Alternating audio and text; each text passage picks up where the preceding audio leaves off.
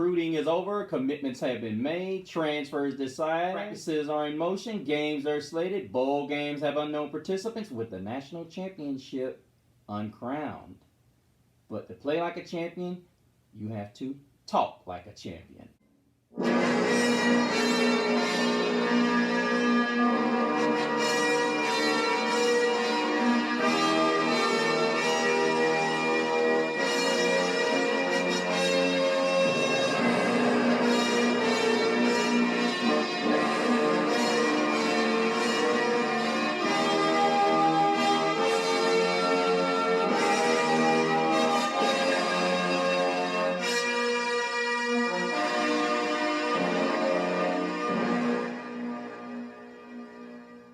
Welcome back, Irish Nation. Glad you are all here with us on another edition of Talk Like a Champion.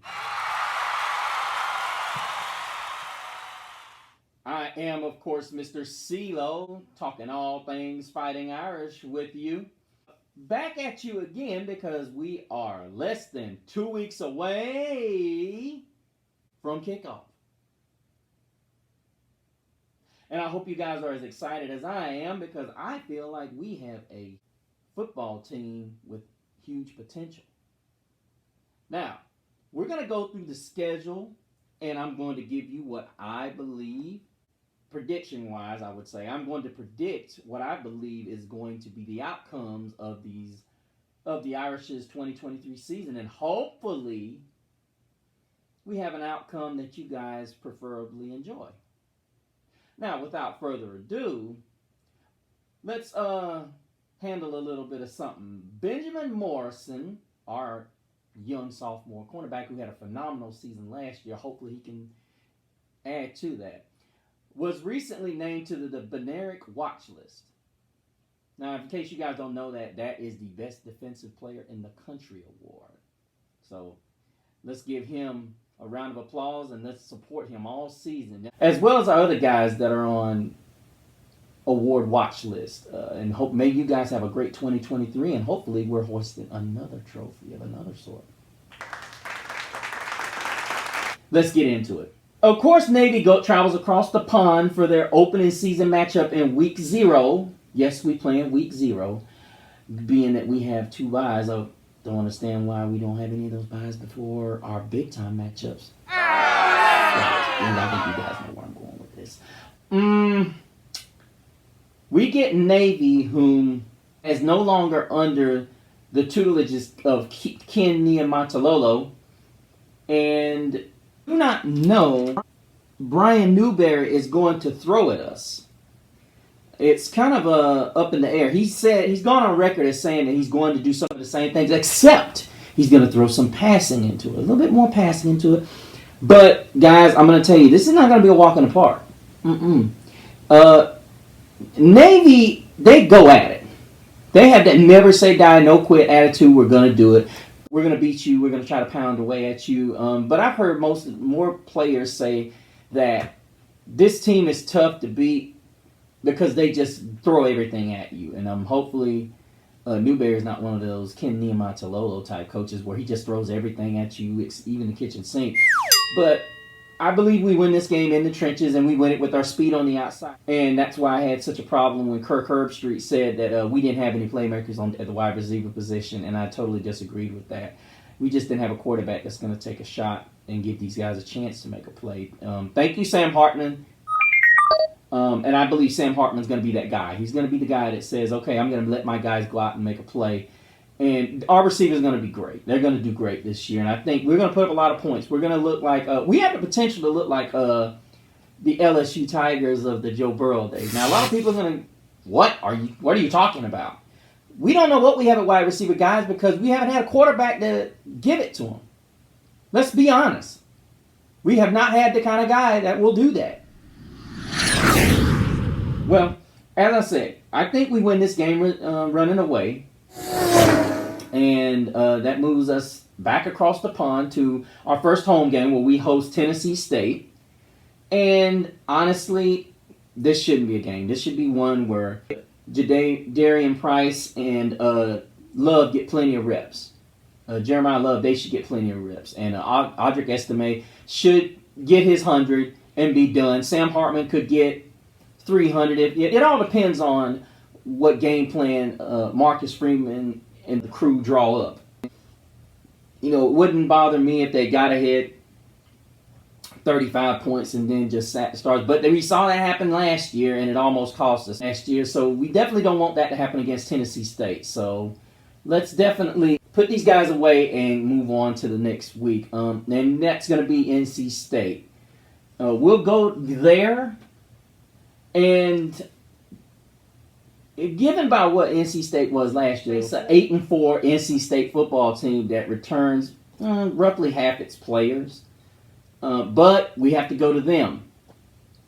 So we can't just walk into this thinking that we're going to just maul them. Now, granted, they've got a new quarterback, pretty much new guys on that offense. So defensively, we should be able to hold our own. We just can't make mistakes with the ball. And I trust Sam Hartman, and I think what'll happen is we'll run the football, play action pass, and probably run away with this thing, probably late second, early third.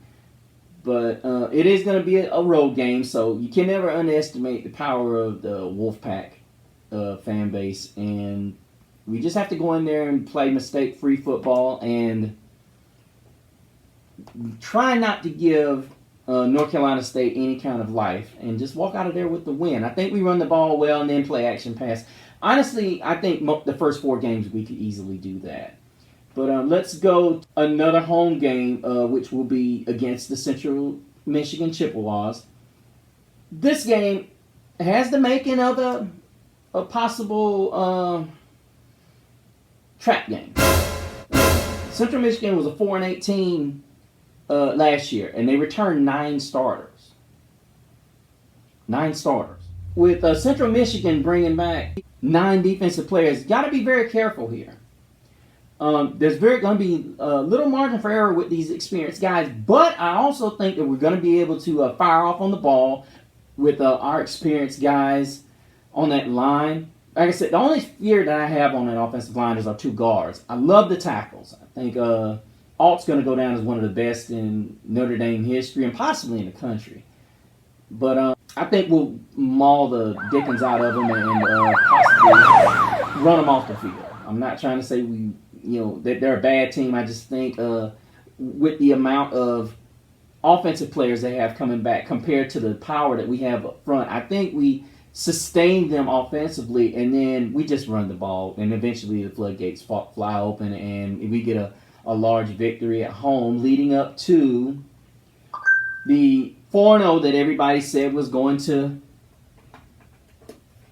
probably going to materialize up to the showdown. This is one of the 3 showdowns that everybody was referring to, the Ohio State Notre Dame game. And now here's the thing, ladies and gentlemen, and all Irish fans, head up. Now, the Buckeyes do return 7 guys on that offense. It's a good number. Their defense only returns 5. Now, here's the drop. Here's the thing. Ohio State brings back 7 on offense, but one of those is not Jackson Smith and Jigma. One of them is not C.J. Stroud. With that being said, ladies and gentlemen of the Irish Nation, here's what's got to happen. We've just got to maintain a little bit. Now, don't get me wrong. Marvin Harrison Jr. is going to be electric if he can get the football. I can tell you, going against Benjamin Morrison and Cam Hart is not going to be any fun for those 2 guys. And you even have to throw in Jaden Nickey, because here's the reality. These guys are coming. They have to go against big guys all the time. They have to go up against really big wide receivers. This is going to be a battle all night, and I'm going to be honest with you.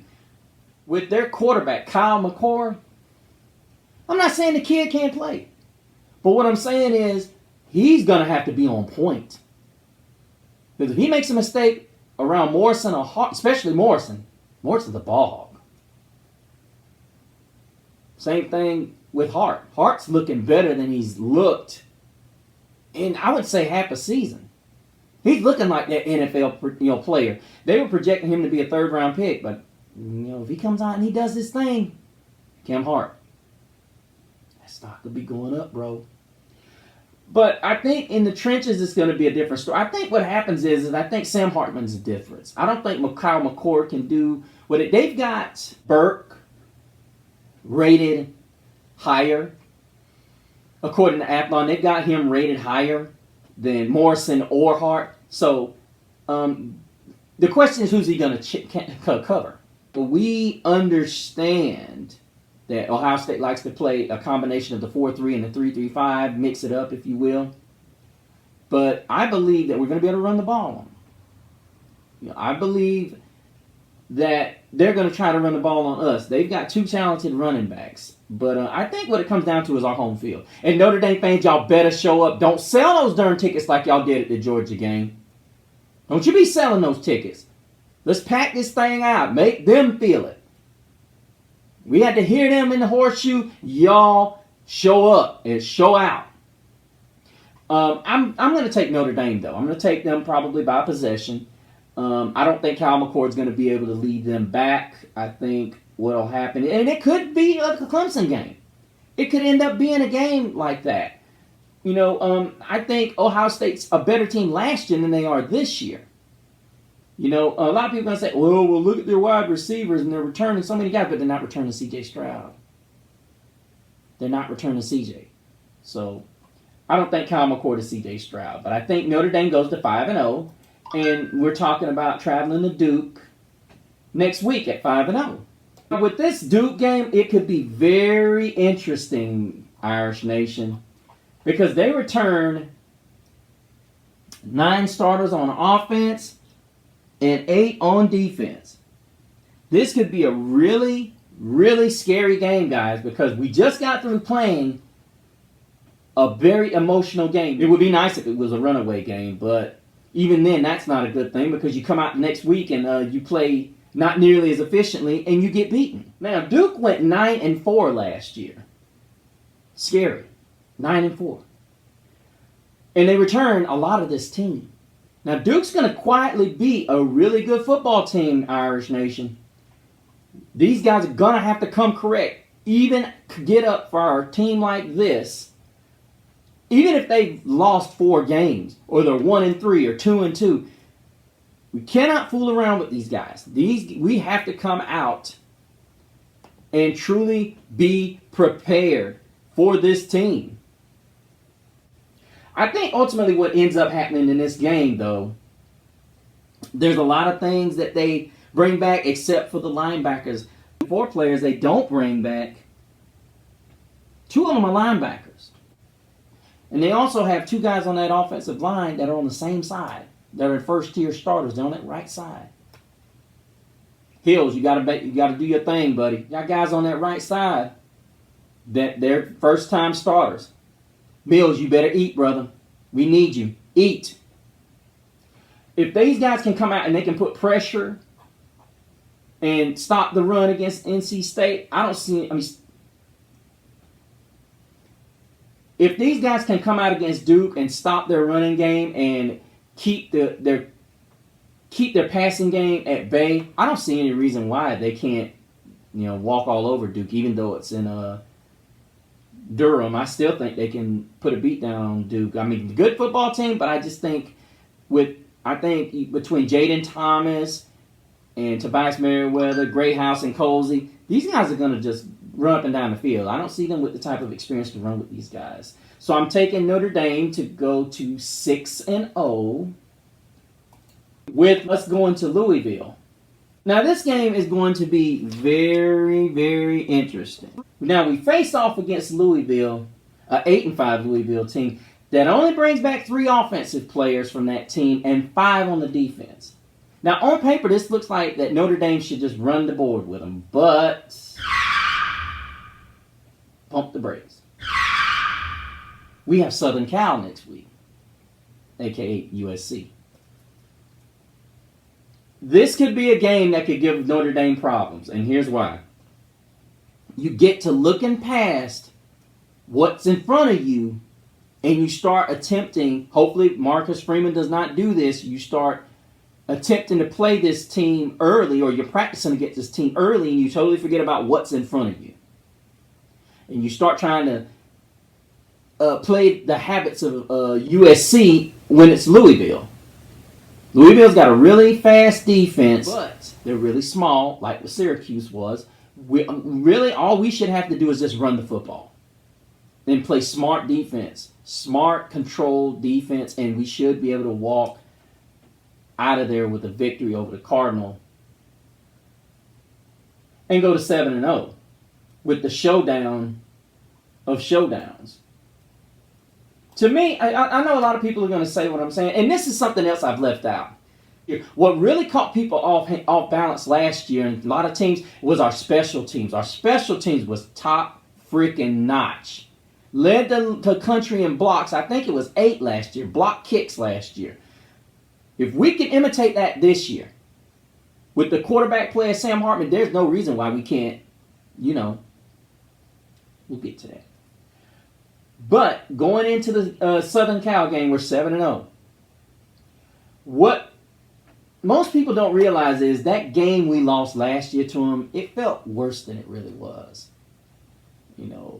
That game did not look good. I mean, it was just, Looking at this Southern Cal game, it is going to be nothing short of a lot of fun. Caleb Williams is a video game. To me, reminds me a lot of Patrick Mahomes. And honestly, I don't know if our defensive line can contain him. So I think we're going to have to blitz him a lot.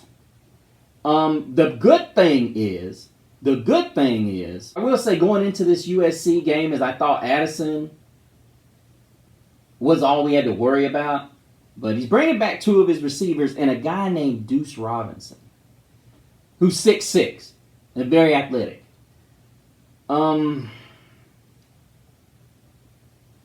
It's going to be predicated, I think us winning this game is going to be predicated on whether we can get a special teams turnover or... because it's going to be tough to go head-to-head with them. I will say that with USC bringing back 8 guys on the roster from last year, but here's the catch. Only 4 of these guys are starters. So these guys are unproven in a lot of ways. Now, if it could turn into, I'll say this, if Sam Hartman comes in and does his thing and Notre Dame's offensive line can get a great push, but last year USC just had it. They had it. They came in, they were trying to snap that losing streak. But of course it was out in LA. This year it's in our building. With us being...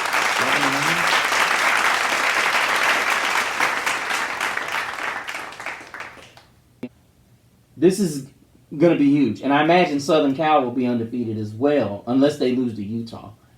But I see this game going by the way of the crowd. And Notre Dame fans don't do this again, now you know better. Show up. I think Sam Hartman, not only is he the difference, but I also think Audric Estime is the difference. And I think our O-line, I think Benjamin Morrison and Cam Hart, I think one of those guys is going to have a career night. I think what happens is Caleb Williams gets cocky or he gets a little bit overconfident and he tries to pick on these guys. And it just don't work. Or Deuce Robinson, the 6'6" tight end, just has a field day. But let's also remember, a strength of the Irish is that linebacking core. Let's not forget, J.D. Bertrand and a couple of those guys out there, they're lurking. But I think Notre Dame wins a close one. And we go to 8-0 with 4 remaining. Let's take a look as we will host Pittsburgh. And this is always a tricky game for it. It's almost like Pittsburgh's an unofficial rival of the Irish. Because they always come in here, and regardless of how bad they could be, they could win 2 games, 1 game, 9 games, they always give us a tough game. It doesn't matter. They always give us a tough game. But let's take a look at the Pittsburgh game. Pittsburgh is coached by Pat Narduzzi. And he's always a guy that wants to smash you in the mouth, hit you in the mouth, and make you earn every little bit that you get. And ultimately beat you into submission if that's what he's able to do. Many of you guys may know Phil Jerkovich. Name familiar? Former Notre Dame quarterback recruit. He's the quarterback now. So I know he was at Boston College. Now here he is again. Can't sleep on him because guess what? Pittsburgh is sandwiched between two big games.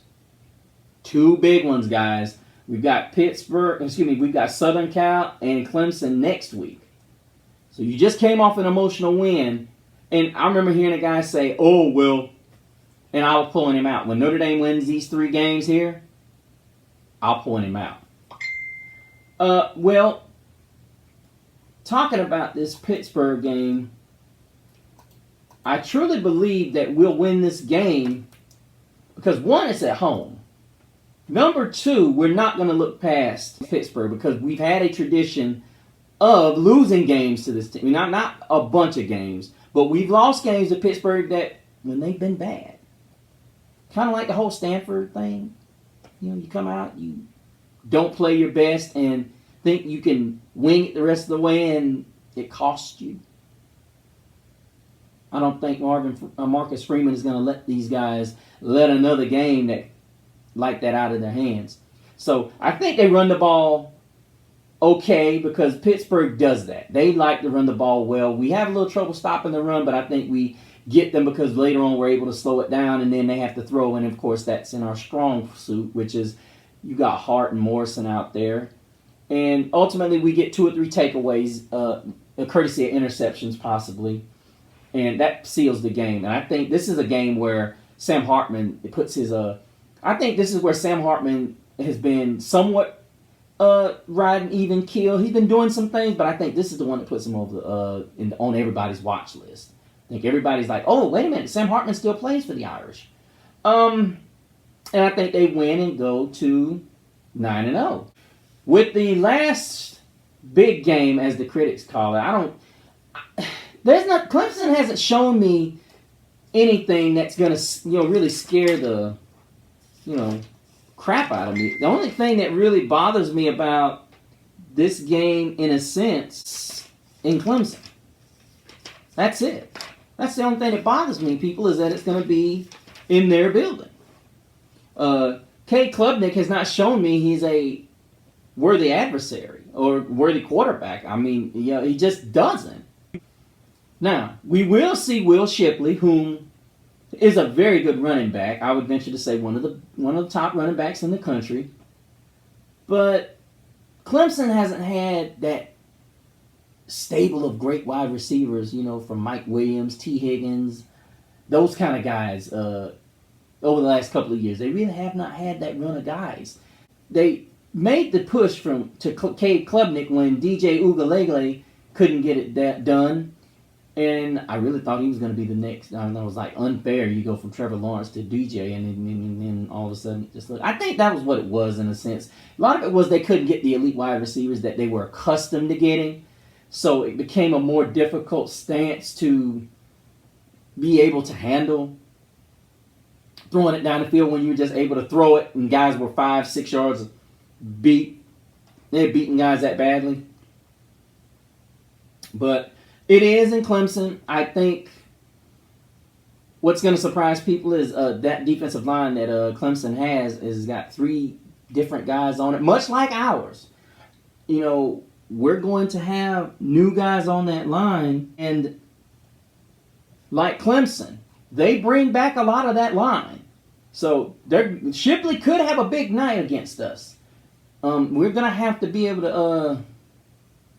man up, tie our chin straps up tight and go at it. And I think we're going to need some of that special teams magic. And I think, ultimately, Cade Klubnik's not going to keep them in the game. I don't see him being able to be the guy that's going to beat us. And I think Sam Hartman's going to be a guy that's going to push us over the top here because they've got the same. The only difference is their offensive line is seasoned, ours is not. I think Clemson's going to try to play a controlled game, and it's going to be Sam Hartman's going to have to, that 6-year senior communication is going to have to be on display in this building because it's loud. Very loud in Clemson. These fans they loved it. They know what's at stake here. Us going to 10-0. They know what's at stake, and they could be very well undefeated. I don't see it, but they could very well be undefeated. I mean, let's take a look here. Clemson really only has Florida State and Miami on their schedule. They could very well be undefeated and number 1 or number 2 in the nation. And we at 10-0 with a win against USC and Ohio State, we could be sitting at 1-2. Yeah. One of us, or both of us could be sitting at 1-2. We could very well both be playing for national prominence or a shot in the college football playoff. Just a thought. But I think when you put all of it together, there are a lot of analysts that say if this is the game, this is the game we're going to lose. In my opinion, there's only one game we could lose. Let me rephrase that. There's one game that we could lose, and that's the Southern Cal game. I don't fear Ohio State. I just don't. All the experts say that we're going to lose to Ohio State, Southern Cal, and Clemson. I think we beat Clemson. I really believe we beat Clemson. The one that I think is going to be the tricky one is Southern Cal. But I think we can beat them as well. I think with our defensive backs, Caleb Williams likes to throw that thing down the field to his number 1 and number 2 guy. It's hard for him to resist that. So, as I said, I'm done with the USC game, but I'm talking about Clemson. I think we contain. I think we minimize the damage with. I ain't gonna say minimize. I would say we stop the bleeding of Shipley, and it's gonna be a medium scoring game. I think we win by 2 scores. I just think that now if our special team shows up, it'll be just like it was last year. But I believe that it's going to be another Irish victory. We go to. With a visit coming from Wake Forest. Wake Forest comes to South Bend for senior night, or senior afternoon, if you will. And Wake Forest is going to be... Wake Forest was a team that went 8-5 last year, and that was with Sam Hartman. And they're only returning 6 starters on each side of the ball. I don't see this being a game. I'm just being honest. We can try to be positive for Wake Forest if we want to, but I can't do it. I think Notre Dame rolls over Wake Forest and route to looking at the Stanford game where they actually go to Palo Alto. Back to the Wake Forest game. I don't see this being a game. I'll say this again. I think, and like I said, they go off to Stanford. This is going to be a revenge game, especially for the guys that are left. Sam Hartman may not have a dog in this fight, but I'm going to tell you right now, everybody's going to know what it felt like last year when they had one win and they came in and snatched that momentum back in South Bend. If Marcus Freeman doesn't do anything right, they're going to win this game, and they're going to win it running away. This is going to be one of those games where Price and all of these young guys are going to get plenty of playing time. This might even be a game that we see Steve Angeli in. And possibly see a lot of these young freshmen get their opportunity. I think they run it down their throats. There's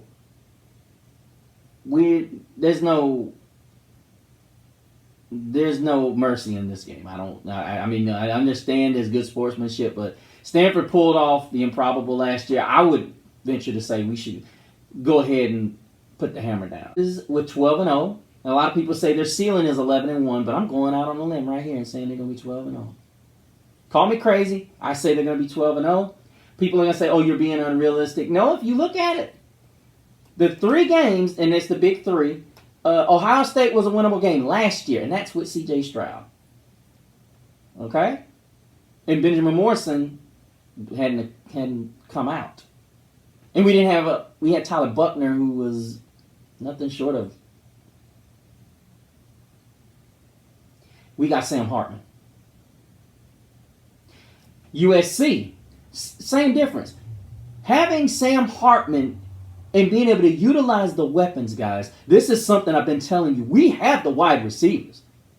In order for you to make these wide receivers great, go back and watch the show I did on Tobias Merriweather and Deion Colzie being the next Michael Floyd and Golden Tate. You can't have that unless you have a quarterback that's willing to say, I'm throwing this thing to you. Go make a play. Go make a play. And that's going to be the difference between these 3 games this year and those 3 games last year. Now, we beat Clemson, but we had a lot of help. And I think that'll be more of the same this year. The only difference is we're playing home.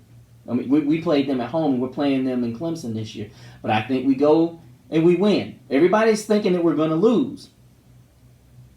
And I think what happens, we win out. We get that invitation. And I'll go ahead and tell you, the number 1 team won't be the Dogs. It won't be the Dogs. But with that said, Irish fans, I definitely appreciate you guys coming and visiting with us. You guys, be ready.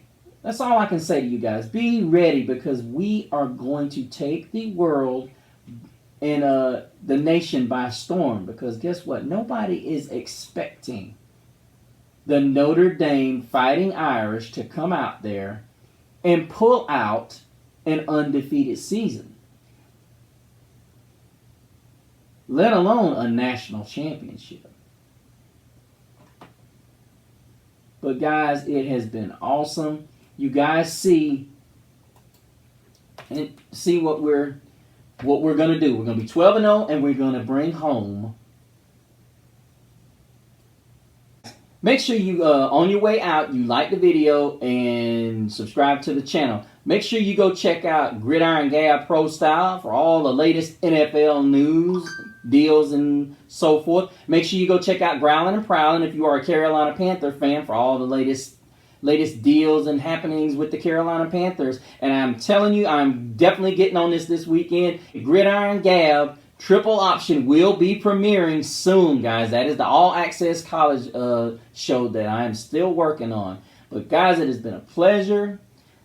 Till the next time, all Irish fans, may the road rise to meet you. May the wind be always at your back. May the sunshine warm upon your face. May the rains fall soft upon your fields. And until we meet again, may God hold you in the palm of his hands.